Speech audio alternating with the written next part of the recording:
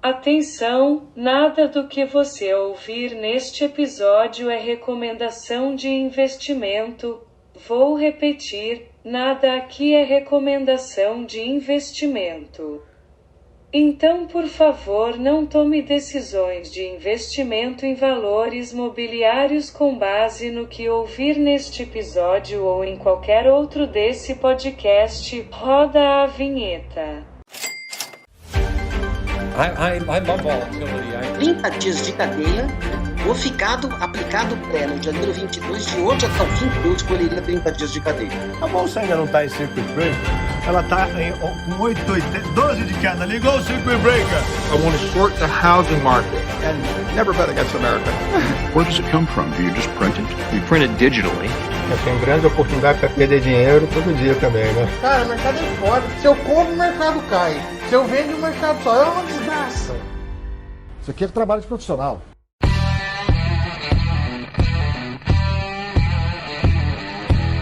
Começando mais um Finance Talks, o melhor podcast das galáxias.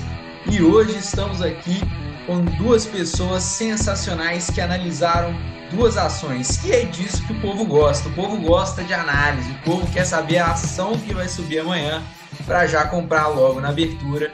E hoje a gente trouxe a Liliane Gouveia e o Pedro Pereira, que são aqui do FMG Finance Club.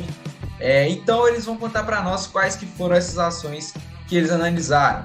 Para apresentar o podcast comigo está aqui o Gabriel Passos, velho conhecido de vocês, e o outro Passos, mas que não é parente do Gabriel, que é o Lucas Passos.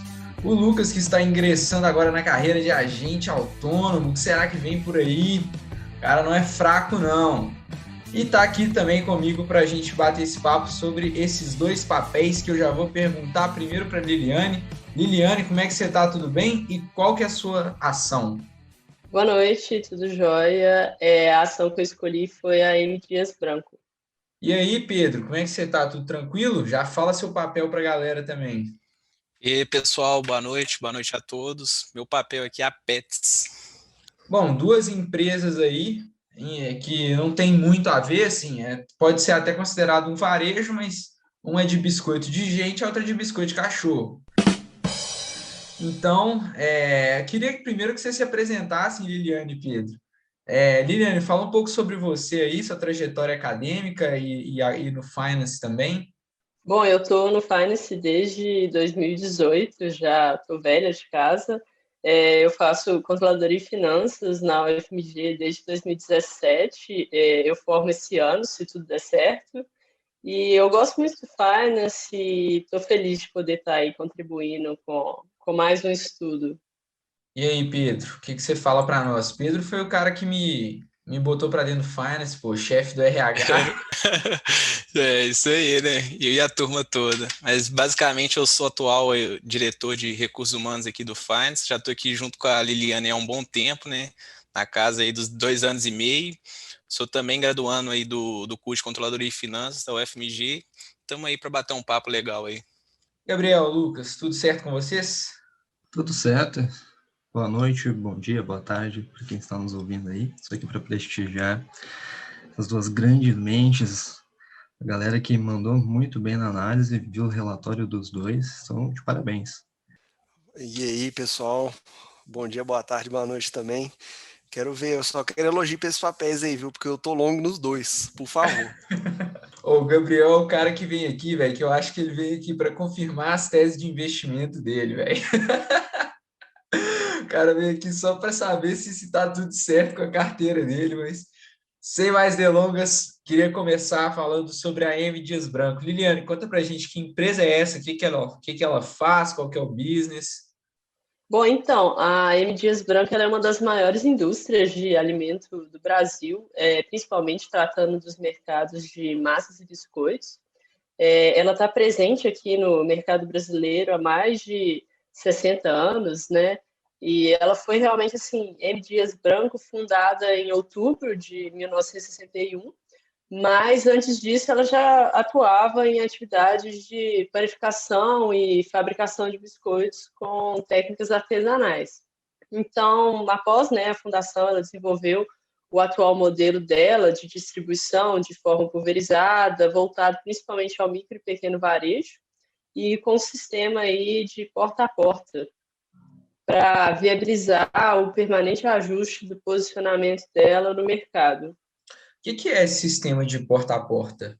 É um sistema que ela faz visitas pelo menos semanais para os seus clientes, para entender como que está o processo de venda, se eles precisam de algum auxílio, se tem algum produto que está faltando, para fazer esse acompanhamento mais de perto mesmo. Agora, eu penso que assim, o business que a M. Dias Branco tá incluída, né, tá posicionada, assim, é cruel, cara, porque você chega no supermercado, você vai naquele corredor de biscoito, tem só o quê? Umas 800 marcas, né? Só umas 800 marcas diferentes. Como é que ela faz para manter esse market share? Como é que ela faz para brigar por esse espaço no mercado? Então, ela atua com foco, né, em 2 setores principais, que são de biscoitos e massas. Então, massas também tem esse problema de chegar lá e ter muita opção. Só que ela consegue se manter muito firme no mercado como líder, principalmente porque ela tem essa capacidade de ir adquirindo concorrentes. Então, ela tem um pouco disso de trazer para dentro da M. Dias algum concorrente forte numa área de atuação que ela pode se dar melhor. Então, por exemplo, ela adquiriu a Piraquê, né, em 2018, foi concretizada a compra, aprovada, tudo certinho, e aí ela consegue, com a Piraquê, entrar mais um pouco no mercado do Sudeste, do Sul, que ela era uma empresa um pouco mais forte no mercado do Nordeste. Então, ela tem muito essa estratégia assim, de ir adquirindo mais mercado para estar sempre aumentando o market share, e ela consegue ser a líder nesses 2 mercados, tanto de massa quanto de biscoito, e conseguir uma vantagem boa aí com relação aos seus concorrentes. Realmente, né? Eu estou vendo aqui, bater de frente com ela no Nordeste é bem complicado. Você poderia trazer para a gente esses dados? Claro, claro. O setor de biscoito, a M. Dias, ela tem, em termos de volume, uma participação de 58% no Nordeste. Vê que é mais da metade do mercado em termos de volume, é da M. Dias, e em termos de faturamento, é 53,7% também. Então, ela tem realmente no Nordeste esse domínio do mercado de biscoitos. Do mercado de massas, é ainda mais significativo essa participação dela. Em termos de volume vendido para massas no Nordeste, a M. Dias tem 63,58% de mercado, né? Todos esses dados, gente, considerando o ano de 2019, pela fonte AC Nielsen. E aí, em termos de faturamento, também em massas no Nordeste, ela tem 62,40%. Então, é líder disparado, assim. Pô, realmente bater de frente com a M. Dias no Nordeste, eu vou te falar, viu?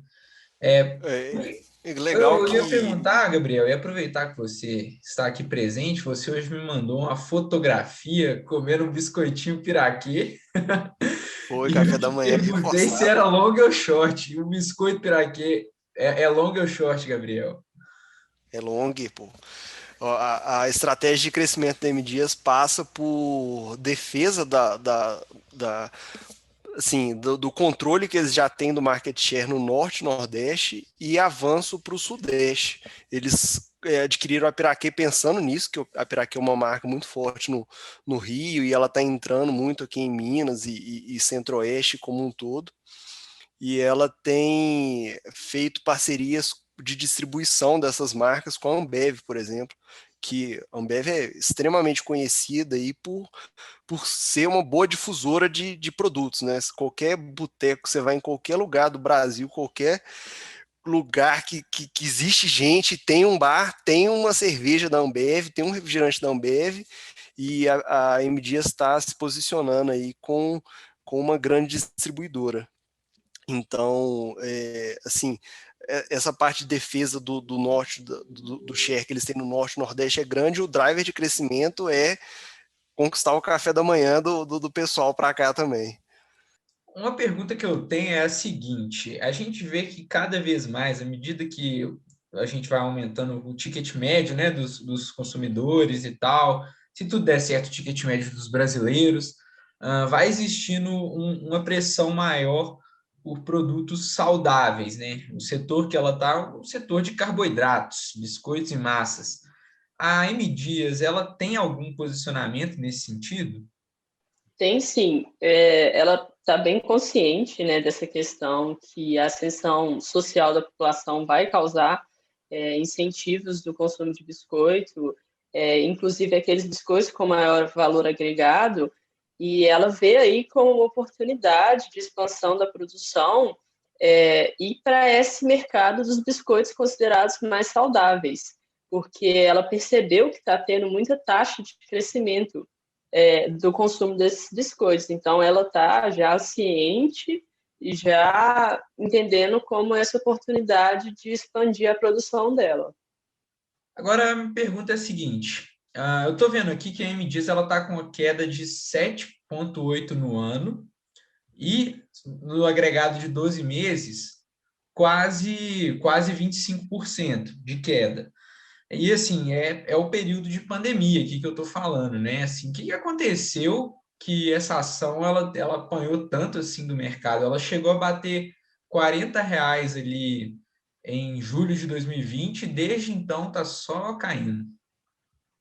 Então, o que acontece? O principal produto da M. Dias é a farinha de trigo. Ela tem uma dependência muito forte da variação do preço médio do trigo e também da variação do preço médio, por exemplo, do óleo de palma, que são produtos essenciais para a cadeia dela. Então, como teve uma alta, né, desses produtos, né, dessas commodities no mercado, a M. Dias foi muito impactada.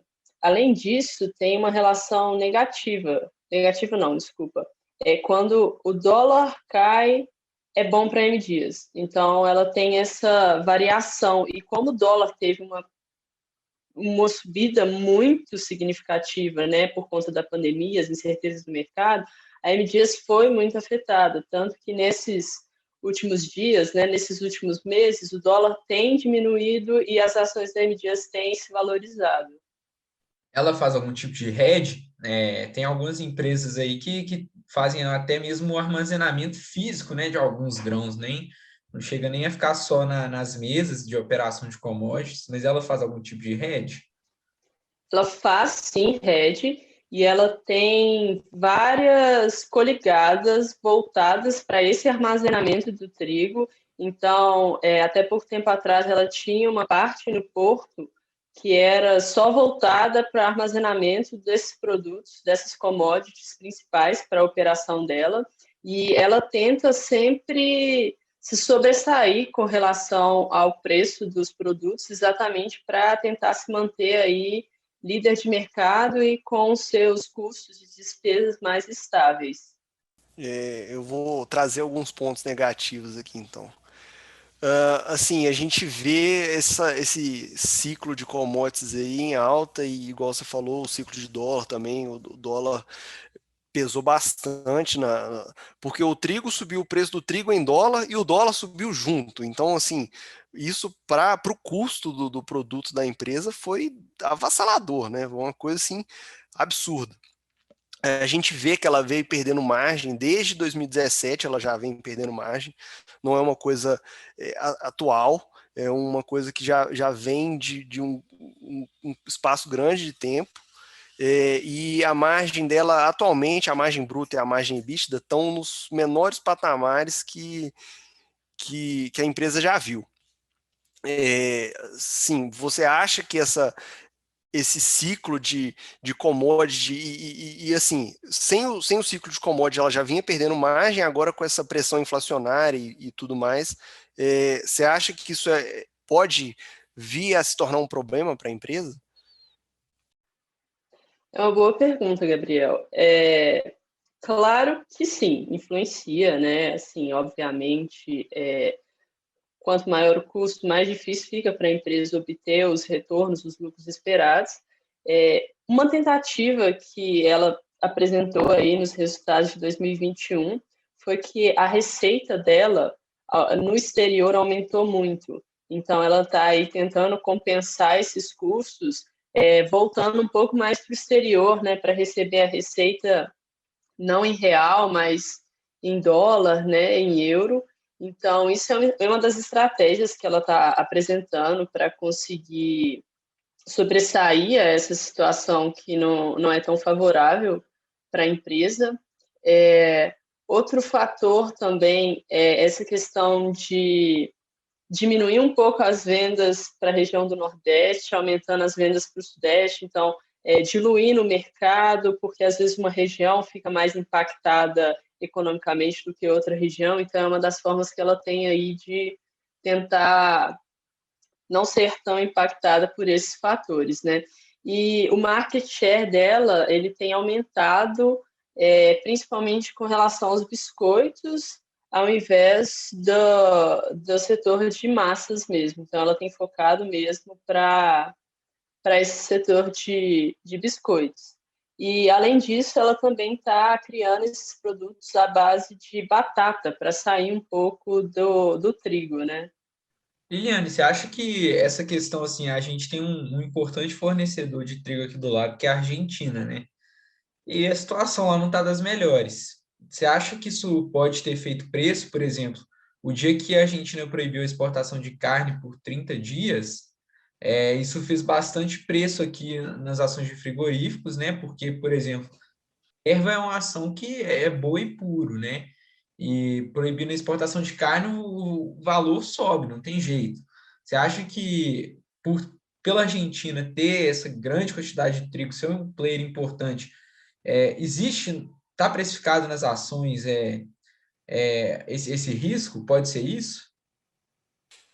Só falando uma outra coisa, que não só a Argentina, a gente está tendo a Argentina, um dos principais fornecedores, ela vai ter provavelmente um problema de produção de trigo por causa do Laninha que ela teve esse ano, né? Ela foi afetada. E também temos a própria M. Dias, o pessoal de RI lá, eles falam que um dos grandes players de exportação que eles ficam de olho é a Turquia, que tem muita produção de massa lá, eles importam muito trigo, assim, a Turquia teve um aumento na importação de trigo para produzir para exportação, massas principalmente. Então ela tem uma concorrência aí nesse setor de exportação. E outro ponto também que pode afetar o preço do trigo é a Rússia, que criou um tipo de taxação na exportação de trigo. A Rússia está tentando fazer barreiras protetivas contra a exportação dos grãos de lá, que todo produtor que for exportar alguma coisa, ele vai ter que registrar na Bolsa de Valores de Moscou, falando assim, olha, eu estou exportando tanto de trigo, e aí através dessa quantidade de exportação, se a exportação começar a subir, vai ter uma taxação do trigo lá na Rússia que vai desabastecer o mercado de trigo, provavelmente. Assim, todos esses pontos que vocês falaram são pontos muito interessantes e de fato afetam a M. Dias, porque, por exemplo, ela tem a participação majoritária, né, de 100% na M. Dias Branco Argentina. Então, realmente, com essas questões da Argentina, ela ficou impactada por isso. E ela também tem uma participação também de 100% na parte do Uruguai também. Então, todas essas tensões desses países que vocês citaram influenciam, sim, esse custo da M. Dias e, principalmente, a produção dela voltada para essas commodities. Pô, agora, ô Lucas, a gente passando por esse ciclo inflacionário aí, os países emergentes tudo sofrendo, os caras vão começar a taxar a commodity, o que tá acontecendo? Que tiro no pé, né, velho? Olha, o pessoal taxando commodities e a M. Dias anunciando uma nova política de remuneração aos acionistas também. Então, tanto queria fazer uma pergunta nessa linha, Liliane, porque a M. Dias liderando ali em market share no setor dela, mas ainda assim tendo uma região de ataque, né, mais para o sudeste, sul, fazer essa alteração na política de distribuição de lucros ali para os acionistas, que ela está prevendo ali um percentual alvo de 60%, né, um mínimo de 0,5 centavos por ação, a cada trimestre. A gente espera então que ela dê uma freada nessas aquisições, nessas regiões de ataque. Como que ela continua para frente? A gente viu uma M Dias sendo uma empresa caracterizada por ser crescendo, consegue crescer, distribuir dividendos, ou ela vai focar mais agora em aquisições? Como vai ser isso? A relação do crescimento fora do Brasil também. Poder falar um pouco para a gente, Lili? Beleza, Lucas, posso falar sim. A M Dias ela é uma empresa que está sempre aberta a aquisições. Ela é uma empresa que está sempre atenta ao mercado, ela está sempre atenta a concorrentes, ela está sempre... É uma política que ela coloca sempre em evidência, que aquisições podem ocorrer a qualquer momento, desde que ela venha uma oportunidade viável nessas aquisições. Uma questão da M Dias que é muito interessante é como que ela tem uma governança corporativa muito bem consolidada. Essa governança corporativa dela, ela tem os comitês de boas práticas, que atualmente são 6 comitês, né? O de auditoria, de executivo, comitê de ética, e ela começou agora um novo comitê, que é o Comitê de Governança Corporativa, né? Mas, querendo ou não, a M Dias ela é uma empresa de controle familiar, né? Esse controle da família é feito por meio da DIBRA, Fundos de Investimento e Participações, que ela atualmente possui os 6 cotistas, que é a viúva do fundador e os seus 5 filhos. Então, por ser aí uma empresa familiar, né? Ela tem 25% de ações em free float, e por ser uma empresa familiar, ela tem um pouco, sim, essa característica da remuneração dos acionistas ser importante, também da questão da governança, né, de distribuição de lucros. Durante o período que ela fez a aquisição da Piraquê, né, o caixa foi muito influenciado, mas ela continuou dando bons retornos para os acionistas, né? Ela manteve um indicador ROI crescente até 2017.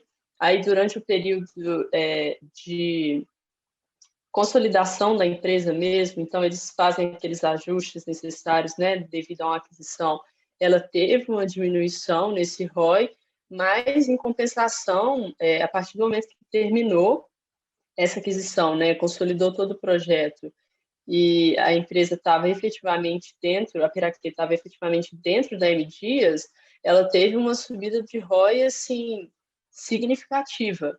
De 2019 até 2020, ela teve um crescimento do retorno dos acionistas de aproximadamente 15%, indicando que mesmo, né, fazendo as aquisições, mesmo utilizando o caixa dessa forma, ela conseguiu ainda dar uma satisfação para os acionistas.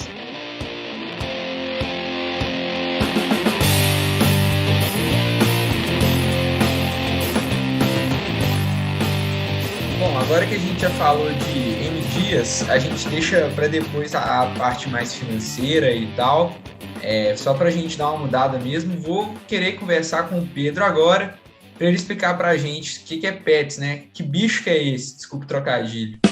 Não, perfeito. Então, assim, antes de falar um pouco mais sobre a Pets, né, eu acho que é importante dar um panorama histórico em relação à companhia, né? Então, assim, a Pets, basicamente, ela foi fundada aí no ano de 2002, com um modelo de negócio mais voltado à oferta de produtos para pets, né, animais de estimação, basicamente. Então, ela tem um portfólio bem diversificado, então ela contempla desde acessórios, né, brinquedos para os animais, ração, banho, você tem a parte também de serviço veterinário também da empresa, então, assim, é um portfólio bem diversificado, assim, e basicamente, no ano de 2013, ela foi adquirida aí majoritariamente por um fundo de private equity, que foi responsável aí por toda essa reformulação interna da empresa. Então, foi um fundo que realmente foi determinante para o que a gente vê a Petz hoje em dia, já sendo listada na Bolsa de Valores. Então, no ano de 2015, foi desenvolvido realmente a marca Petz, né, que foi realmente lançada com um novo modelo de empreendimento, que teve muita importância também nesse processo de consolidação da empresa perante o setor que ela atua atualmente. Então, assim, em resumo, o que seria a Petz? É basicamente uma plataforma que contempla desde diversos serviços, né, voltados para os animais de estimação, que contempla uma estratégia completa, não só de canais físicos, mas também digitais. Então, uma empresa que consegue equilibrar tanto o modelo físico, de lojas físicas, quanto essa parte mais voltada para o e-commerce, né, como um todo. Então, assim, em resumo, seria basicamente isso. Eu costumo falar para todo mundo que eu conheço tem cachorro, que a ação da Pets é head pro pet que você tem, pô. Ou vai lá, gasta com brinquedo, não sei o que, você tá dando dinheiro é cashback, melhor cashback que você pode ter. É que nem comprar a Brahma com dividendo de Ambev, né? Mas, realmente. Ô Pedro, uma coisa que eu acho muito interessante, eu não sei se o pessoal que já viu, quem tá ouvindo a gente já viu, o documentário lá do cara do McDonald's, que ele bota aqueles arcos dourados na loja e, pô, vira um ponto de referência, né? Por exemplo, se alguém me falar, pô, moro perto do McDonald's do Buritis, moro perto do McDonald's do Floresta, todo mundo sabe onde que é, né? Aqui em BH. E, cara, Pets, mano, esse nome fácil de falar, aquela loja amarela, geralmente é bem grande, vira um ponto de referência, né? Não tem como. Fora que aqui em BH, ela tem lojas muito bem localizadas, uma ali na Nossa Senhora do Carmo, pelo menos que eu já passei na porta, né? Essa lá, uma na Raja, e outra lá na Pampulha, muito grande. Então, como é que funciona assim? Ela realmente tem essa capacidade de escolher bons pontos para instalar em outros lugares também do Brasil? Não, muito legal essa pergunta. Assim, com certeza essa parte assim, do visual da marca mesmo, ela tem fundamental relevância com relação à inserção do market share da empresa no setor, e basicamente o processo de expansão da Petz é justamente, como é que eu vou falar, adquirindo a maior parte do setor de market share, que é voltado nessa parte de pet shop de bairro, mas esses pet shops residenciais. Então a Petz hoje ela consegue ter uma capilaridade muito grande no setor, porque é um setor muito pulverizado. Então você tem assim diversos players atuando, tendo majoritariamente o share do setor voltado nessa parte de pet shop de bairro. E a Petz hoje ela consegue expandir justamente tanto na parte do e-commerce, nessa parte mais virtual, no digital, na questão assim, de vendas, quanto principalmente nessa parte de localização, então voltado na parte de lojas físicas, e com certeza essa parte de lojas assim que são bem localizadas assim, em centros estratégicos, faz com que ela se desenvolva e consiga ter uma recorrência muito grande com relação a um setor que é tão resiliente, né? Como um todo. E assim, grande parte disso também deve ser o setor que ela está inserido. Então, hoje o Brasil ele configura-se como um dos 3 maiores mercados no mundo no que tange produtos e serviços relacionados aos animais de estimação, perdendo somente para a parte do Reino Unido e dos Estados Unidos. E você estava até falando um pouco da M Dias relacionada a essa parte assim do coronavírus, da pandemia, o que afetou em cima do setor. E no caso do setor mais voltado para os animais de estimação, teve um efeito assim totalmente distinto comparado à grande maioria dos outros empresas, empreendimentos e estabelecimentos aí que foram afetados negativamente por conta da pandemia. No caso da Petz, a pandemia foi algo altamente positivo, não só para ela, mas pelo setor inteiro. Então, assim, no ano de 2020, a Petz conseguiu ter um faturamento, assim, Petz não, o setor como um todo, né, de animais de estimação, teve um faturamento na cerca de 40 bilhões de reais, com um crescimento aí na casa dos 13%. Então, isso fomenta toda essa parte, assim, de expansão da empresa com relação às lojas físicas, justamente porque tem uma demanda muito grande relacionada a isso. Então, essa parte assim do visual da marca, de aquisições de novos estabelecimentos, assim, faz total sentido nesse processo assim, de inserção maior no market share do setor.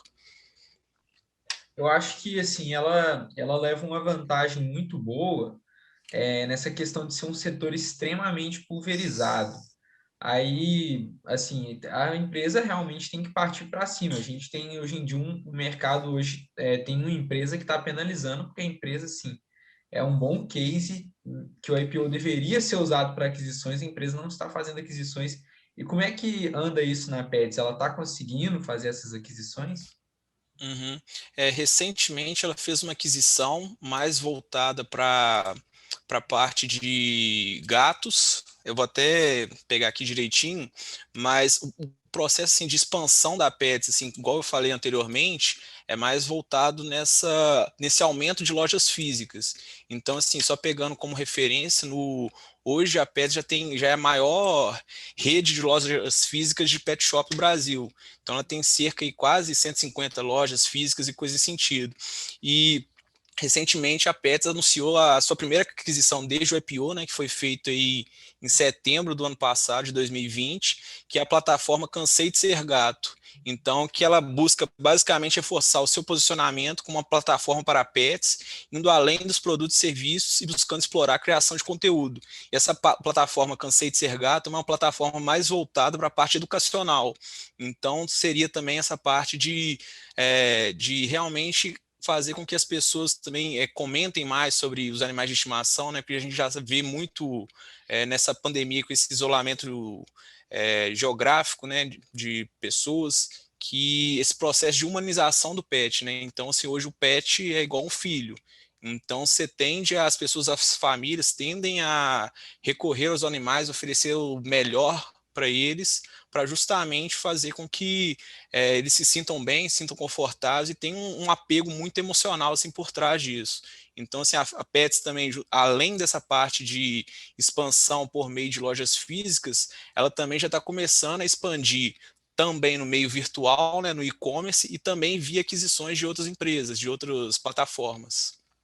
Eu vi um dado interessante aqui. O Brasil é o segundo país em população de cachorro. Não sei se é população ou se é de animais de estimação, mas enfim, é o segundo em cachorros, o terceiro em peixes e o quarto em gatos. E aí, assim, eu ia te perguntar se você acha que tem mais espaço ainda para crescer aqui no Brasil. A gente tem realmente essa tendência de humanização, né? Assim, a gente está queda da taxa de natalidade e do outro lado tem o pessoal adotando os animais, né? Comprando os pets. Como é que você enxerga assim? Você acha que essa avenida ainda é muito grande?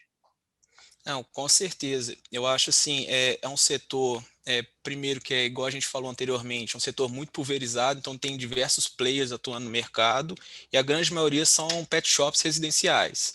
Então é muito mais fácil se você tirar um share de um pet shop de bairro que você retirar um share de uma grande empresa. Então, só nesse aspecto aí, baseado na toda geração de caixa que a empresa tem, dos projetos e perspectivas futuros que a empresa tem, a gente já consegue alavancar bem e potencializar bem essa parte de inserção no setor. E, basicamente, assim, é um setor, assim, igual uma empresa, né? Igual eu falei, que não é só a ração, né, que muita gente pensa. Tem toda uma diversificação com relação ao portfólio de produtos e serviços que a empresa oferece. Então, além dessa parte de humanização dos pets, a gente tem muito uma demanda maior também por produtos que são um pouco mais voltados nessa parte de ESG, que também a M Dias tem, que é os produtos assim que são mais gourmetizados também. As pessoas tendem a entregar agora produtos voltados para produtos veganos assim para os animais, sabe, coisas nesse sentido. Então, assim, tem um portfólio bem diversificado. A empresa tem esse processo de humanização e é um setor que está em franca expansão. Então, assim, a gente viu no último ano aí de pandemia, né, no ano de 2020, que foi um setor que teve uma correlação totalmente negativa com relação aos impactos que a pandemia provocou na grande maioria dos outros setores. Então, foi um setor que conseguiu crescer, muito por conta dos principais momentos aí que tiveram restrições assim grandes, né, de lockdown e coisa nesse sentido. Foi um setor que foi considerado como serviço essencial. Então, ele conseguiu se manter em funcionamento mesmo diante dos momentos de maior restrição com relação ao isolamento geográfico. E assim, é um setor agora que está muito voltado para essa parte também de e-commerce também. Então, assim, é um gap, né, um gargalo. Eu acho que essa pandemia trouxe para os grandes players aí, que basicamente quem não se inova não se mantém no mercado. Então, assim, essa parte do online, que as pessoas tendem a ficar agora, ficou, né, nesse último ano aí mais voltados para essa parte de internet, no meio virtual, né, do business intelligence. Então, essa parte da digitalização da empresa como um todo também fomenta muito esse potencializador que a empresa, o setor, né, em si, possa vir a ter na geração assim, de resultados futuros. Pedro, a história parece muito bonita, mas assim, na M Dias a gente viu que ela tem um risco bastante associado ali ao custo dos grãos, né, ao dólar. Qual que é o risco da Pets? Certo. Assim, tem muito relacionado também a esse risco inflacionário aí das commodities, né, como um todo, desse aumento aí das commodities, esse boom, né, das commodities. Então, porque basicamente a ração é feita com produtos, sei lá, carne, trigo, soja, esses produtos assim, então teve uma valorização assim grande, né, nos últimos meses aí que a gente viu. Tem outro risco que é voltado para essa parte, justamente essa parte do e-commerce. Então, assim, isso requer não só uma vontade, né, do planejamento estratégico da empresa, mas requer um financeiro muito grande por trás. Então, você tem que contratar pessoas assim altamente qualificadas, você tem que fazer um potencializador de marca também na internet, né, fazer com que as pessoas reconheçam mais sua marca. Então, é basicamente os dois riscos que eu vejo mais para esse setor em si é o risco das empresas não conseguirem se digitalizar e também esse risco assim, de inflacionário em cima das commodities, né, do aumento absurdo assim, com relação a algumas commodities principais. Tem também o risco da concorrência, né? A Isso, gente vê aí isso. a Cobasi, ela conseguiu captar através de um fundo de private equity também, recentemente. Tem a Pet Lovers, que está crescendo bastante aqui no Brasil também. Tem até alguns outros players internacionais que já apareceu notícia aí falando que a Tio ia vir para o Brasil, ia começar a fazer venda de coisas, principalmente pela Amazon aqui.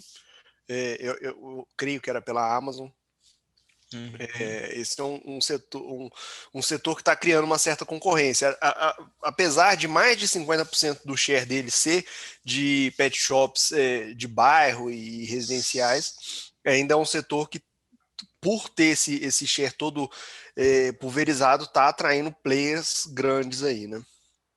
Não, com certeza. E assim, só para fazer um contraponto em relação ao que você falou em cima da Cobasi da Pet Love, a partir do ano de 2018, a Pets ultrapassou a Cobasi na quantidade de lojas físicas e assumiu a liderança no setor, no cenário local. E aliado a isso também, com o início da pandemia, o maior foco da Pets se tornou essa parte do meio digital e o número de acessos ao site da companhia superou os da Pet Love. E a Pet Love é basicamente uma empresa que atua somente no meio online para comercialização de produtos de pets. Então, isso já demonstra assim, uma força, né, que a Pets está tendo com relação à preferência junto aos consumidores. Então, basicamente, assim, eu também até tinha dado uma pesquisada relacionada ao NPS da empresa, né, que seria basicamente o nível de satisfação dos clientes perante os produtos e serviços oferecidos pela Pets. E basicamente a Pets, assim, ela consegue ter no Reclame Aqui, né, nas notas, né, notas assim bem interessantes com relação a nível de eficiência e de satisfação com relação aos seus concorrentes no que diz respeito aos produtos e serviços que são oferecidos. Então, ela consegue ter uma qualificação, assim, um nível de satisfação bem grande com relação aos seus clientes. Uma coisa que eu gosto muito da Pets, e até me tranquiliza um pouco sobre a concorrência, é essa nova metodologia de receita que eles estão criando, que é o serviço de assinatura, né? Tipo o Wine, assim. O cliente assina lá, vira um sócio, né, da Pets, e aí ele compra a ração, por exemplo, ele não precisa nem comprar, já vem descontado direto no cartão do clube, entrega, ele decide, ó, entrega a ração para mim de mês em mês, 3 pacotes. A ração chega na casa dele, marcado, agendado, tudo certinho. E no release da companhia, eles falaram que esse tipo de assinatura foi 20% da receita deles. 20 não, 19% da receita deles.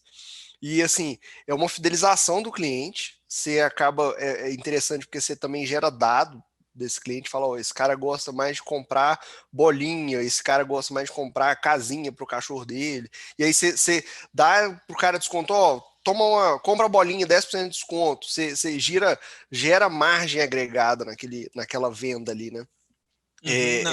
É bem interessante porque os outros não têm esse tipo de assinatura, e ainda mais gerando 19% da assinatura de receita recorrente, né? Esse cara que assina hoje, o churn dessa assinatura é muito baixo. O cara que assina hoje, ele mês que vem, ele não cancela, ele gosta do serviço e continua ali gerando receita para Pets. Não, com certeza, esse processo assim, de fidelização do cliente é fundamental, e justamente por esse setor em si, né? Porque, assim, basicamente, esse varejo aí, diga-se de passagem, assim, vamos se dizer assim, mais voltado para animais, ele tem uma recorrência nas compras que é basicamente mensal. Né? É diferente, assim, por exemplo, de um varejo de vestuário, de um outro tipo de varejo, que você compra uma camisa hoje, a próxima vai comprar daqui 3, 4 meses. Com relação a pets, né, setor de animais de estimação, todo mês, basicamente, você vai ter que comprar ração para o cachorro, para o gato, coisa nesse sentido. Então, esse processo assim, de fidelização do cliente é fundamental, justamente para ter essa recorrência e você ter uma previsibilidade maior com relação às suas receitas. Então, é com certeza primordial. Bastante, era isso mesmo que eu ia perguntar, que o Gabriel falou ali, porque essas empresas, como o mercado ainda é pulverizado, né, a Pets, a Petlove, a Cobase, estão em franco crescimento. Como os produtos delas são mais direcionados ali para os animais, os pets, mas a fidelização, ela tem que fidelizar mesmo o tutor, né? Não o animal ali em si. Exatamente. Então, isso é muito bom de ver essas iniciativas dela. Então, como ela acaba competindo ali também, se diz, né, em relação ao NPS dela ser mais alto em relação às outras, acho que isso é um fator muito importante, então, para ela conseguir fidelizar e juntamente com as lojas da Pets serem maiores, acho que isso interfere bastante em relação à logística para estar entregando esses produtos, né, que são pedidos ali pela internet, para esses tutores. Sim, com certeza. Esse processo assim, de fidelização passa muito pelo nível de satisfação, igual você falou, do tutor. Então, se a pessoa lá, o tutor do animal, visitar o site for rápido, assim, for um sistema bem interessante, se essa questão do frete também for um frete eficiente, né, que o produto, a partir do produto ser comercializado, ele consiga chegar inteiro na residência de cada pessoa, né, e num tempo assim, num tempo ágil. Então, todo esse processo assim, de fidelização passa muito por essa questão do NPS. Então, é entender realmente qual que é o nível de satisfação do cliente e ver, a partir disso, né, você conseguir ter uma previsibilidade maior com relação à geração de caixa da empresa. Justamente por conta daquilo que eu falei anteriormente, da recorrência das compras nesse setor em si. Pedro, uma última pergunta aqui. Eu vi aqui que a Pets ela investiu 31 milhões na construção de novas lojas e hospitais. E aí, nessa linha, a Petlove, né, ela fez uma parceria com a Porto Seguro, né, a seguradora, que ela ia fornecer um tipo de seguro de saúde para animais. E assim, eu acho que isso é uma ideia muito boa, porque é um mercado ainda também muito pequeno, né? E o valor dos animais está mudando muito para as pessoas. E o valor de tratar da saúde do animal não é barato, né? Não é uma coisa barata. A gente fica sabendo de casos aí que a gente assusta. Às vezes alguém posta no Instagram pedindo ajuda, né? O Pix, porque realmente é uma coisa cara tratar de um animal. Sim, um bicho de estimação, ele tem que ter o devido tratamento, né? Assim, ele faz parte da família, né? A gente não pode negligenciar. Eu queria saber como é que ela está se posicionando, ou se ela não se posiciona, ou como é que ela aproveita isso, dessa linha dos hospitais. Como é que ela está indo nesse lado da saúde dos animais? O portfólio de produtos e serviços que a Pets oferece é bem diversificado. Então, ela tem essa parte de ração, de brinquedos, banho e tosa, coisas nesse sentido, e tem também a parte de clínicas veterinárias. E hoje, a Pets ela tem a maior rede de centros veterinários do país, sob a marca Seres, que basicamente é a maior rede de centros de estética do Brasil, além de serem responsáveis pelo Adote Pets, que é o maior programa nacional de adoção de cães e gatos. Então, assim, com certeza essa parte assim, de clínicas veterinárias, a Pets já é referência no Brasil, então ela consegue abocanhar assim, grande parte da sua receita focada nessa parte também de veterinária dos animais. Eu tava pensando aqui, a Pets, ela tem esse sistema de adoção aí, ela faz o sistema de adoção para criar o cliente. Você já adota o cachorro, já compra na Pets já e pronto. Mas Já leva a venda casada, também, né? A venda a empresa casada. tá em todas as pontas, né, velho? É interessante essa parte da Seres, porque o CEO, ele chegou a dizer, já chegou a falar no release de resultados que eles não pensam em fazer da Seres um atendimento tipo uma Unimed de cachorro. Eles não, principalmente se for para atender outro plano de outras empresas, porque quando tem um plano de saúde, a ideia do plano de saúde é fazer aquele cliente gastar o menos possível no hospital. E eles não querem isso. Se eles forem fazer um plano de saúde, vai ser um plano deles, porque aí eles vão saber que não está tendo uma pressão no médico veterinário para que dê um tratamento diferente para quem paga no particular e para quem paga no plano de saúde. E a Seres, eles também não pretendem fazer ela uma marca de medicina veterinária própria, sabe? Como se fosse um hospital separado da Pets, porque eles já testaram isso e viram que não tem venda.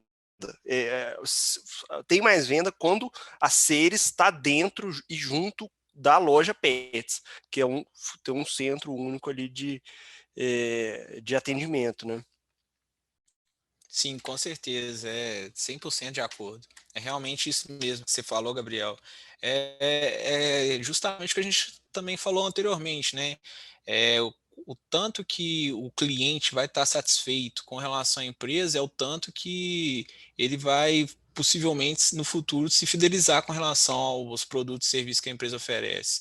Então, assim, com certeza essa parte dos centros veterinários, né, de clínicas que prestam esse serviço assim, mais voltado para a saúde do animal, é fundamental e primordial aí para potencializar a empresa aí como um todo.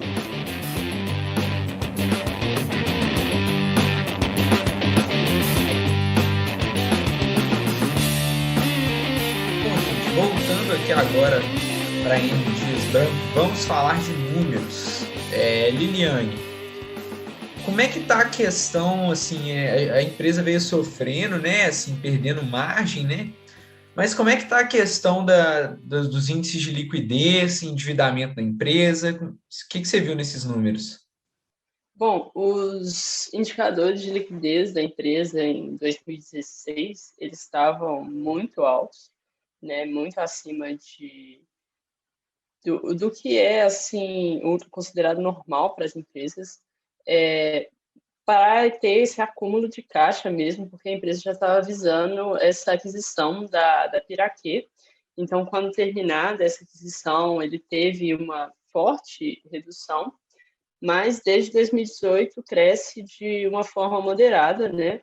Tanto a liquidez corrente quanto a liquidez seca, né? Então, a empresa ela tem sim muito estoque, mas esse estoque não afeta tanto a sua liquidez. Ela tem, então, uma capacidade de arcar com os compromissos de curto prazo, só que ela precisa melhorar um pouco a liquidez imediata para poder arcar com esses compromissos que possam acontecer no curto prazo, né? Possíveis emergências financeiras.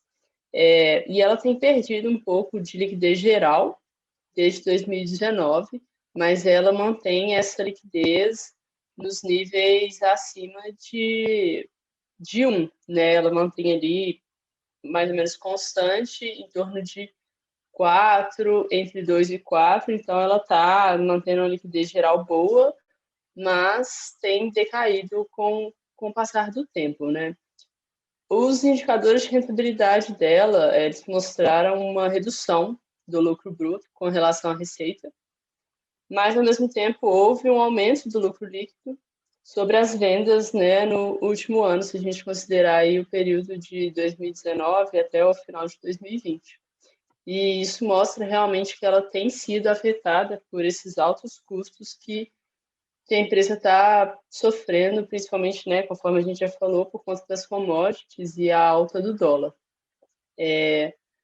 Os retornos, eles voltaram, né, conforme eu já tinha falado anteriormente também, eles tiveram uma redução durante esse período da consolidação da Piraquê, na M Dias, mas eles voltaram nos últimos anos, né, e tiveram um aumento significativo, com destaque aí para o ROI da empresa, que teve um retorno de aproximadamente 15%, né, uma coisa que deixa os acionistas bem felizes.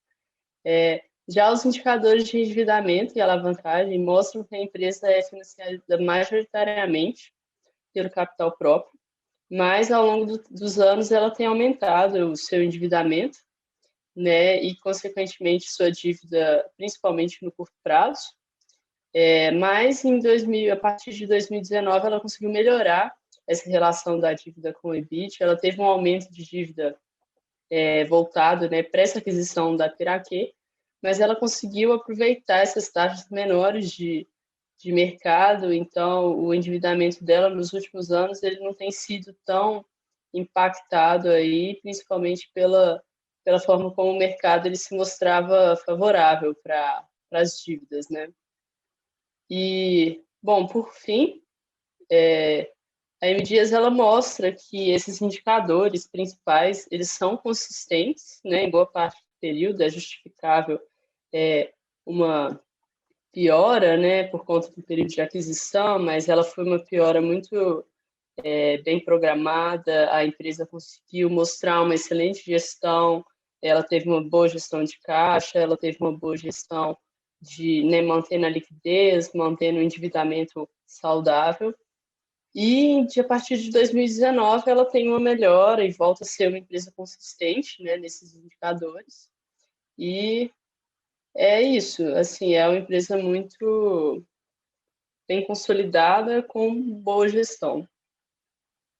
É interessante falar da dívida dela, que ela emitiu uma CRA há pouco tempo, ela foi colocada como AAA, Arthurito. AAA pela Fitch. Então, é até interessante ver que ela foi a primeira CRA que ela emitiu. Ela está conseguindo emitir dívidas de agronegócio, né, que tem um incentivo aí fiscal para conseguir esse tipo de dívida, e atrelado ao IPCA, que basicamente como ela repassa, ela faz parte do cálculo do IPCA, né? A parte da cesta básica de biscoito e massa, ela pegar uma dívida com IPCA aí, ainda mais que, na verdade, o que está descolando é o IGPM, então interessante ver que ela está buscando de alguma forma aumentar a dívida, porque basicamente ela durante algum tempo ela virou uma empresa de caixa, ela tinha mais caixa do que dívida e como a Liliane falou, ela se financia mais por capital próprio do que por dívida, ela não tem quase alavancagem nenhuma. Olhando os dados aqui que a Liliane colocou no relatório, você vê que, tipo assim, cara, a liquidez seca dela, vamos pegar aqui, a liquidez imediata dela em 2016 era, tipo, 3, velho, é muito alto. A liquidez seca, quase 7, 6 para 7, e a liquidez corrente acima de 8. Então, você vê que realmente, pô, essa aquisição da Piraquê, eles juntaram um dinheirinho bacana, né, para poder comprar. E, assim, se a gente conseguisse ver um aumento na liquidez imediata dela, provavelmente seria para uma nova aquisição.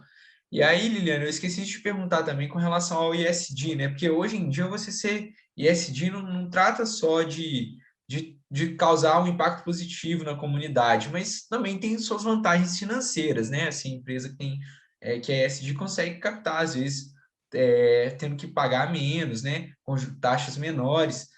E aí eu queria saber, assim, será que tem alguma aquisição no radar da M Dias? Esse movimento que ela está fazendo já aumentou um pouquinho a liquidez imediata com relação a 2019.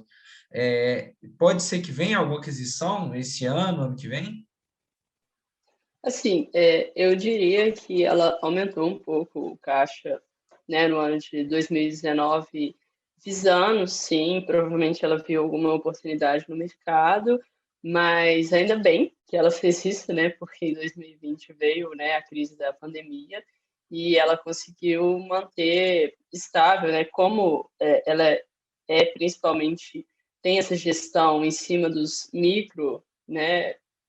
É importante, sim, que ela tenha mantido esse caixa, porque a produção, a venda dela poderia ter sido muito mais afetada se ela não tivesse tanta proximidade, né, com os vendedores.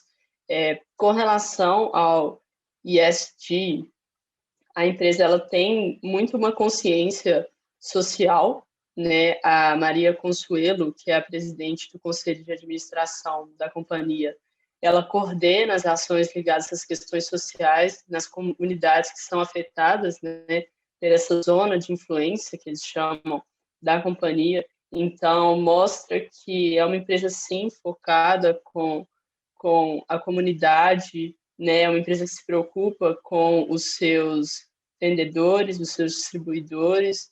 Então, nesse ponto, realmente, ela se mostra uma empresa muito boa em termos do ESG, e ela também tem essa visão aí de aquisição, então acho que ela está sempre preparada para uma aquisição. É importante destacar que ela tem muito essa questão do capital próprio, ser mais influente do que o capital de terceiros, porque a gente não pode esquecer que é uma empresa familiar, né, e as empresas familiares elas tendem a ser, sim, um pouco mais conservadoras nesse ponto de endividamento.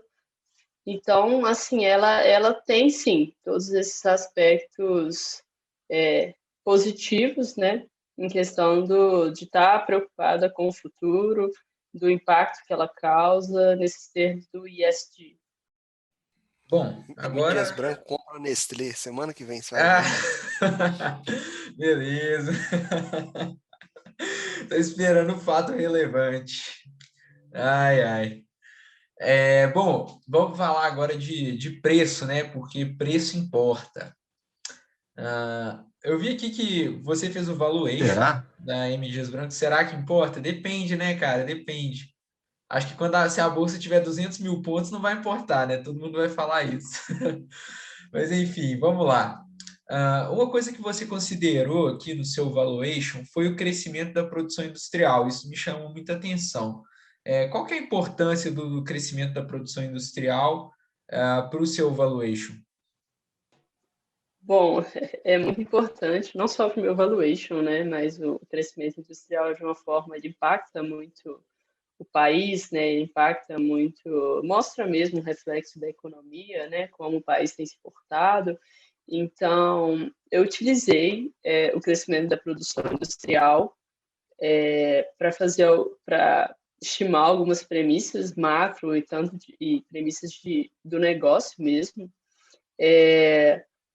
Eu utilizei o crescimento da indústria específica de produtos de farinha de trigo para as receitas, E para os custos dos produtos, eu utilizei o custo da indústria também de produtos de farinha de trigo, porque é o principal elemento aí para os produtos da M. Dias. Então, para mim, eu achei que fosse ser mais consistente, né, utilizar o crescimento industrial para estimar receitas e custos. A indústria de farinhas e trigos, ela não é constante, assim.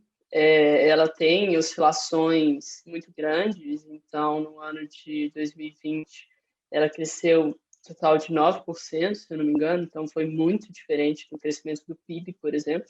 Então, para usar como premissa, pareceu mais lógico usar esse crescimento da produção industrial. Eu usei o PCA também para projetar algumas despesas, que são as despesas operacionais, e estimei um crescimento para os investimentos com base na Selic, porque para mim fazia mais sentido que a inflação, que as despesas fossem, né, atreladas à inflação, mas os investimentos fossem atrelados à Selic. Agora eu ia te pedir para falar um pouco sobre as premissas que você usou da companhia mesmo, assim. E depois também a taxa de desconto, qual foi o tipo de valuation que você decidiu fazer, mais detalhar para nós essa parte de modelagem mesmo. Beleza, então vamos lá. Eu utilizei o modelo de fluxo de caixa descontado, por ser uma empresa sólida, né? Ela está no mercado há mais de 60 anos, ela é líder em diversos segmentos que ela atua, então fez mais sentido utilizar esse método do fluxo de caixa descontados. Para as premissas do cenário macro, eu considerei o relatório Focus, do Banco Central, e para o crescimento e os custos da indústria, eu considerei o ponto do histórico da empresa, ver uma perspectiva de crescimento aí próprio para o setor. Bom, para o fluxo de caixa livre, eu calculei o crescimento do EBIT conforme o crescimento da receita, né? Então, atrelado ao crescimento da indústria de farinha e trigo. Para a projeção da depreciação e do CAPEX, eles foram estimados conforme a oscilação dos investimentos. A necessidade de capital de giro eu estimei conforme a relação que ela tinha com a receita líquida nos anos anteriores, que se mantinha ali sempre numa mesma faixa. Então, para o fluxo de caixa livre, eu somei o NOPAT com a depreciação, a variação na necessidade de capital de giro e o CAPEX. E aí, o NOPAT, eu utilizei um estimador de imposto de renda para 34%, por mais que não é efetivamente, né, a empresa consegue diminuir esse imposto, mas para a estimativa de um valuation, eu achei importante considerar o valor cheio.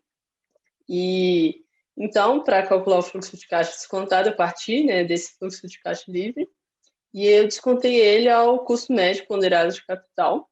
E o capital próprio eu utilizei por método CAPM. E o custo da dívida eu utilizei os indexadores e as taxas de juros dos empréstimos e financiamentos.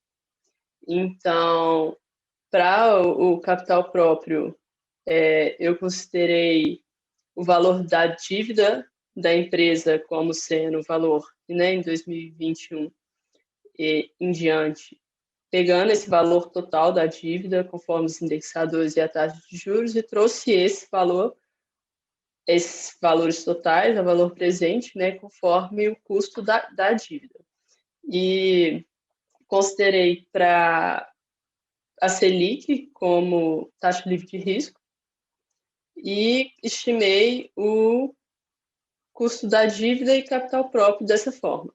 Então, pelo VAC, eu cheguei aí em valores maiores em 2021 e 2022, né, em torno aí de fazer uns 12%, mas de 2023 até 2025 ele diminui, principalmente por conta do aumento, né, do CAPM, do custo do capital próprio, e uma certa diminuição, mas depois um aumento do custo da dívida. Então, trazendo a valor presente, o fluxo de caixa livre por meio do VAC, eu cheguei aí em valores aproximados, conforme um crescimento também da perpetuidade de 4,32% ao ano, e ele foi estimado com base no NOPAT histórico e o crescimento do ROIC.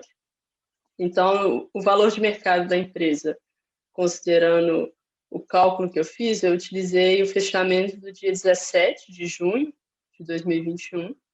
Então, ela estava aí nesse dia com valor de mercado de 10 bilhões, né?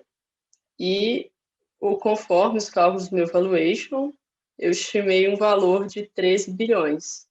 Então, dividindo esse valor total pela quantidade de ações que a empresa tem em circulação, eu estimei que o valor justo para a M. Dias Branco, como um preço-alvo da ação, foi de 39,69, dando, né, com relação ao dia 17 de junho de 2021, um upside aí de 30%, né? Mas foi utilizando essas premissas, né, de expectativa de crescimento da produção industrial, expectativa de aumento da Selic, né, o IPCA estimado, e aí cheguei nesse valor de 39,69% com upside.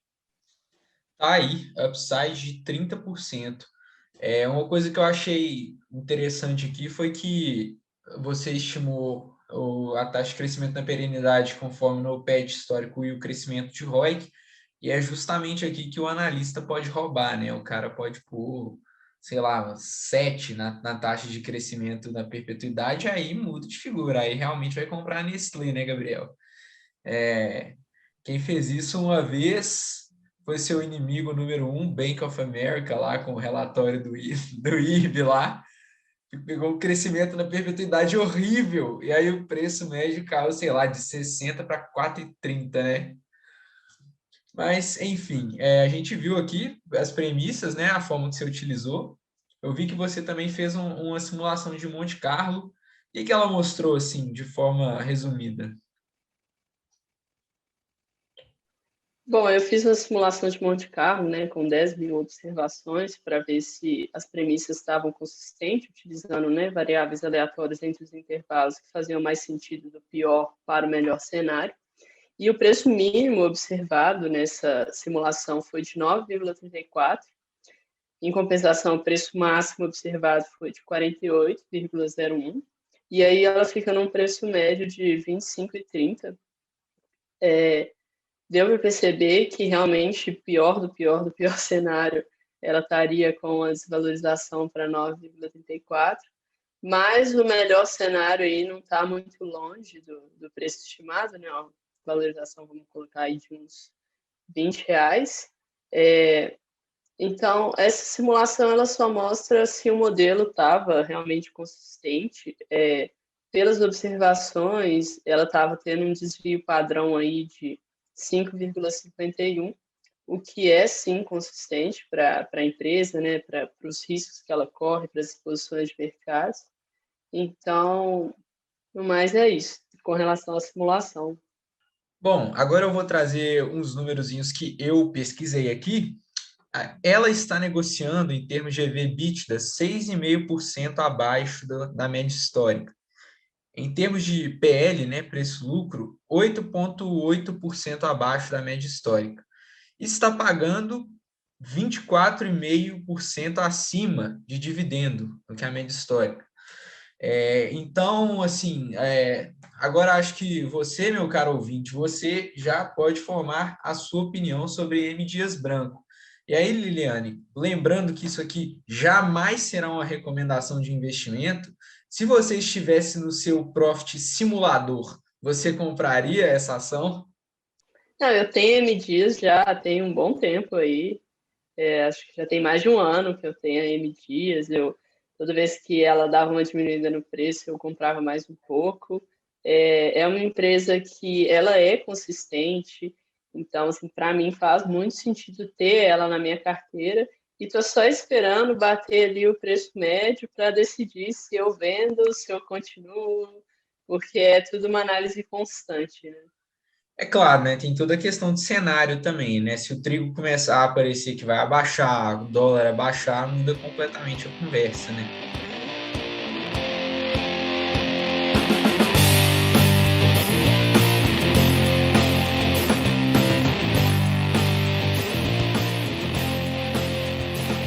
Agora, Pedro, vamos lá, vamos falar um pouco sobre os números de Petz. Você que com certeza abriu o balanço da Petz, cara, o que você viu lá em termos de liquidez, endividamento? Não, perfeito, Arthur. Assim, basicamente os resultados da Petz começaram em 2021 com um ritmo de crescimento acima das expectativas, sendo as vendas no digital o principal destaque. Então, justamente com aquilo que a gente está frisando bastante aqui no bate-papo, essa parte do online, né, do e-commerce.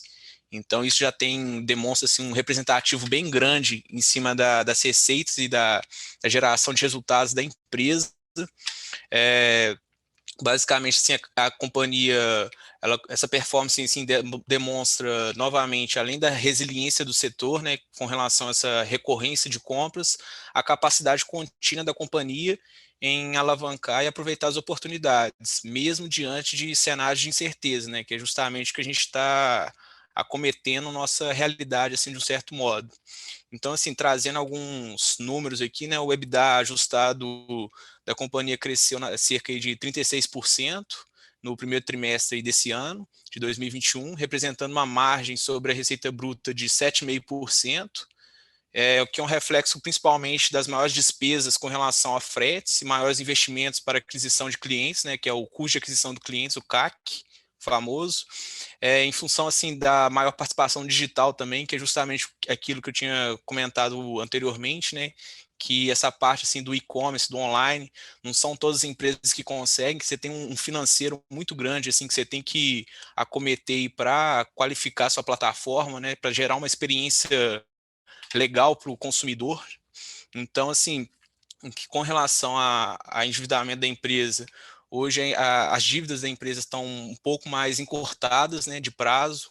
Então, assim, são mais dívidas, se eu não me engano, 55% a 60% aí das dívidas são de curto prazo. E, basicamente, assim, o primeiro trimestre de 2021, a empresa encerrou com uma dívida líquida na casa aí dos 37 milhões, que é reflexo de uma dívida bruta aí na casa dos 442 milhões e com caixa que a empresa tem nas suas finanças lá na casa aí dos 405 milhões. Então, assim, representa um nível de endividamento aí na casa de 0,2 vezes aí dívida líquida EBITDA. Então, assim, é um nível assim, bem confortável ainda, é um nível assim, que a gente consegue ter uma sustentabilidade assim, com relação ao futuro da empresa, no que diz respeito a essa parte mais voltada aí para endividamento aí da empresa. Agora, tem um dado absurdo aqui, um dado absurdo, que foi um crescimento no primeiro TRI de 2021, um crescimento de receita bruta de 53%. Ou seja, vai dominar o mundo. Isso pode se repetir, Pedro? Sim, a gente sabe que esse ano de 2020 aí para 2021 teve uma correlação totalmente positiva do setor com a pandemia, né? Então, essa questão, sim, com certeza da pandemia do coronavírus potencializou muito os resultados da empresa.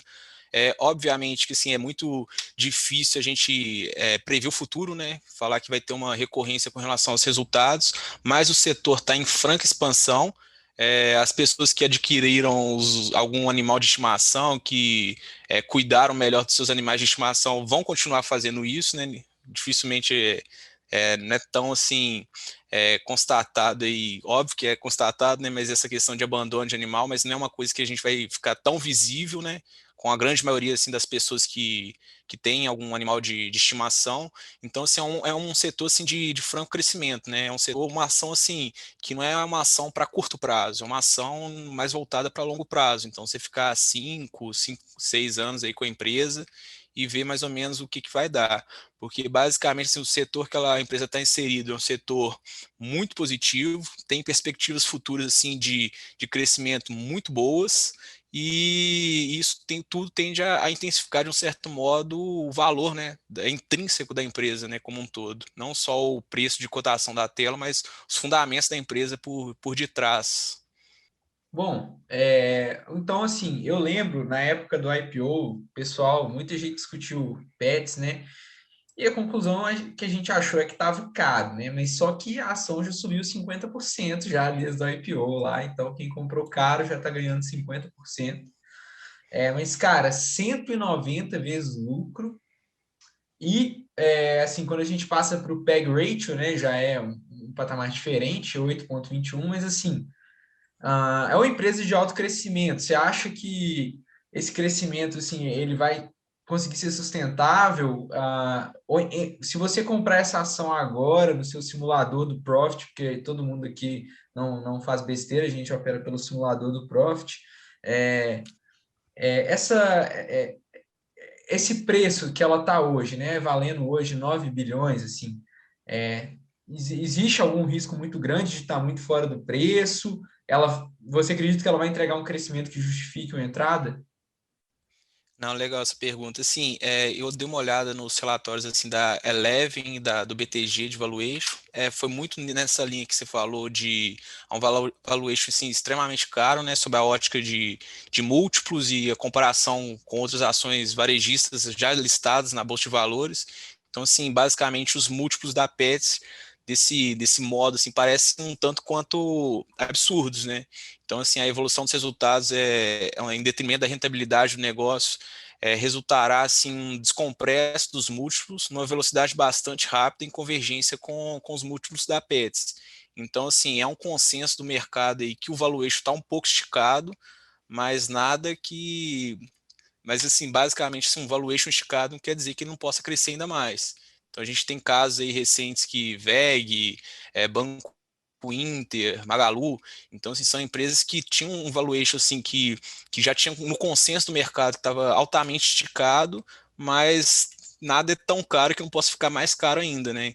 Então, assim, vai muito nesse pressuposto aí que eu falei com vocês aí no começo, do setor que a empresa está inserida, né? Um setor em franco crescimento, então a gente tem perspectivas futuras assim, muito positivas. O mercado brasileiro é um mercado assim, que de um certo modo assim tem uma grande quantidade assim de animais de estimação. Então assim, já foi citado aqui que é o segundo, terceiro maior mercado do mundo. Então demanda a gente tem bastante nesse setor em si. Óbvio que é um valuation assim que apresenta alguns riscos, né, com relação a empresa não entregar os resultados que normalmente é se esperado, e com relação à previsão assim dos resultados futuros, mas é um valuation assim, que a gente pode ver boas perspectivas futuras com relação ao crescimento da empresa, né, no preço de cotação, né, que seria basicamente o preço de tela, que seria alinhado assim, de um certo modo com a geração de resultados internos operacionais da empresa. Uma vez eu vi uma fala de um gestor de um fundo, era um fundo internacional até, se eu não me engano foi o gestor da FCL Capital, eu não me recordo agora. Mas ele falou o seguinte: quando a gente entra numa ação 100 vezes lucro, 150 vezes lucro, você tem que pensar que, primeira coisa, vai ter um crescimento expressivo. Então, se ela ficar parada ali, pode ser que ela caia de 100 para 80, para 60, 40 vezes lucro. E você tem que pensar também numa forma de ser social o business, né?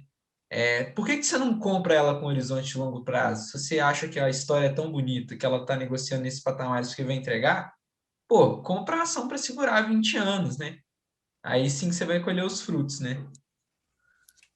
Não, com certeza, né? Só que aí é você também entender qual que é o seu perfil de investidor, né? Tem pessoas aí que conseguem ficar 5, 10, 20 anos aí com a ação, né, em carteira, mas tem outras que na hora que vê a ação caindo um pouco, o emocional já começa a ficar um pouco abalado, aí já começa a duvidar muito dos fundamentos da empresa, né? Então, assim, é realmente você se conhecer, né? Você ter o seu perfil de investidor, saber quais são os seus propósitos ao investir, ao escolher determinado ativo ou não, e seguir seu racional por trás de cada escolha. Então, é basicamente isso daí. E o que você fez no seu simulador do Profit? Comprou? Não comprei, mas assim, é uma ação assim que eu tô namorando ela já tem um bom tempo, assim, já tem os fundamentos assim bem consolidados assim por trás do porquê, né, os motivos que vai me levar a escolher a Petz para tornar um tanto quanto mais próximo da assertividade possível e para mitigar possíveis perdas aí futuras, né? Mas ainda não comprei, estou tentando fazer um pouquinho de caixa aí agora, mas quem sabe aí num futuro próximo aí eu entre no meu portfólio de investimentos. Mas vontade, assim, com certeza, eu acho que é uma empresa assim, que está entregando resultados, está diminuindo a alavancagem, tem uma dívida assim, sustentável, uma dívida assim, que gera uma saúde financeira para a empresa assim, interessante, e é um setor que tem uma demanda muito grande, tem alguns riscos, né? Esse risco de aumento de commodities, esse risco mais voltado para não entrega assim, do online, né? Tanto quanto isso, mas a Petz consegue suprir de uma forma muito, muito boa, muito positiva, todos esses possíveis riscos que possam vir a ocorrer, né? Então, assim, obviamente que é muito difícil a gente prever o futuro, né? Mas, assim, no quesito assim, de motivos pelos quais eu escolheria a Petz, eu tenho muito mais fatores positivos do que detratores, assim, de um certo modo. Beleza. Liliane, eu esqueci de fazer uma última pergunta para você, que é o teste da prateleira. Chega em casa, vê essa prateleira, quais são as marcas que a M. Dias Branco tem que vão estar na sua casa? Ah, com certeza, aqueles biscoitos da Praquê, esses voltados mais para a linha saudável, eles com certeza vão estar aqui, sem sombra de dúvida. O que você ia Nossa, falar? lá de Foz do Iguaçu, e lá eu consumia muito da marca Isabela, aquelas tortinhas, principalmente chocolate suíço. Então, seria um consumidor e investidor feliz, assim. Mas então, queria agradecer a presença de todos vocês hoje, realmente parabenizar o Pedro e a Liliane, que foi isso? Que aula, que imersão nas empresas, sabem tudo mesmo da empresa, tudo do setor.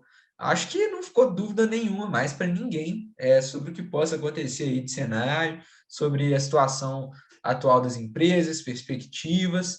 Então, eu queria agradecer, Liliane e Pedro, muito obrigado pela presença e pela aula que vocês deram aqui de análise. Que isso, gente, eu que agradeço. Eu que agradeço e muito obrigado aí, Arthur, Lucas, Gabriel aí pela presença aí, pelas perguntas também, foram bem interessantes, assim, eu acho que deu para contemplar bastante, assim, da análise que a gente fez aqui em cima das empresas, né, e qualquer coisa aí que vocês tiverem de dúvida, questionamento, a gente está inteiramente à disposição. No mais, boa noite a todos aí, brigadão, gente. Tudo que o Pedro falou, eu assino embaixo aí. Obrigada pela oportunidade, pelas perguntas, foi realmente muito interessante o debate. A gente faz o estudo, mas a gente só aprende de fato quando é questionado sobre, então fica aí o agradecimento a todos. Uma última pergunta ali para o Pedro. Em relação a Petz, quem faria uma melhor propaganda da marca? Pluto ou Caramelo? Essa daí eu vou deixar para você responder. Fiquei para quem está nos ouvindo. Manda no Instagram, @FMG Finance Club. Quem deveria ser o cachorro propaganda da Petz? E responde lá também, é biscoito ou bolacha? Não, essa aí não tem vez aqui não. Biscoito, tá? Pô, lá em Foz do Iguaçu é como? Biscoito ou bolacha? É bolacha, cara, é bolacha. Não é errado. Só de polvilho. Gabriel, Lucas, obrigado, gente. Sempre fortalecendo aí. Obrigado mais uma vez. Bom, e se ficou alguma dúvida, vocês já sabem, podem entrar em contato com a gente pelo FMG Finance Club. E se você também quiser mandar algumas ações para a gente não recomendar aqui, fica à vontade para mandar sugestões, estamos sempre abertos. Um bom dia, boa tarde, boa noite a todos. Valeu!